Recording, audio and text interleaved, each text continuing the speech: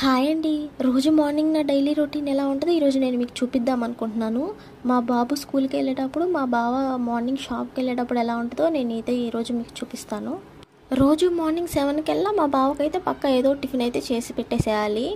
ఈరోజైతే నేను దిబ్బరొట్టె అయితే చేశాను. ఇదైతే చాలా హెల్దీ అండి, పిల్లలకు కూడా చాలా హెల్దీ. ఇదైతే నేను పొట్టు మినపప్పుతోనే చేస్తాను. ఇవి చేయడం కూడా చాలా సింపుల్. ఒక ప్యాన్లో ఆయిల్ వేసుకొని ఒక 2-3 గంటలు పిండి అయితే వేసుకొని అది ఈవెన్గా స్ప్రెడ్ చేసుకొని మూత పెట్టేసి సిమ్లో అయితే ఒక 5 మినిట్స్ అయితే వదిలేసి 5 మినిట్స్ తర్వాత చూస్తే ఒక సైడ్ అయితే పూర్తిగా కుక్ అయిపోయి ఉండిద్ది. ఇంకో వైపు టర్న్ చేసుకొని ఒక 5 మినిట్స్ వదిలేసి తీసేయడమే.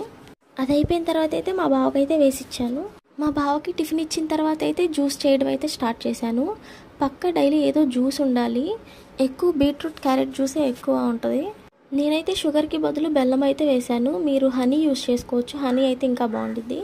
మా బావని జ్యూస్ తాగేటప్పుడు ఒక్కసారి వీడియో తీసుకుంటానంటే నువ్వు వీడియోస్ తీసుకుంటే తీసుకో, లేకపోతే లేదు, నేనైతే కనిపించను అయితే చెప్పాడు. మధ్యాహ్నం అయితే పప్పు రైస్ అయితే చేసేసాను. ఇంకా 4 o'clockకి చపాతీలు చేయడం అయితే స్టార్ట్ చేశాను.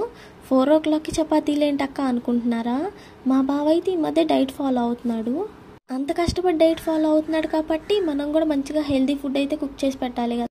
మా బావ 5 కల్లా షాప్కి అయితే వెళ్ళిపోతాడు. షాప్కి వెళ్ళిపోయి నైట్ 10 కల్లా వస్తాడు. ఆ టైంకి తింటుంటే అస్సలు అరగట్లేదంట, గ్యాస్ వస్తుందని అయితే చెప్పాడు. అందుకే నేను ముందుగానే చపాతీ చేసేసి కొంచెం లైట్గా అటు ఇటు కొంచెం కాల్ చేసి అయితే బాక్స్లో పెట్టేస్తున్నాను.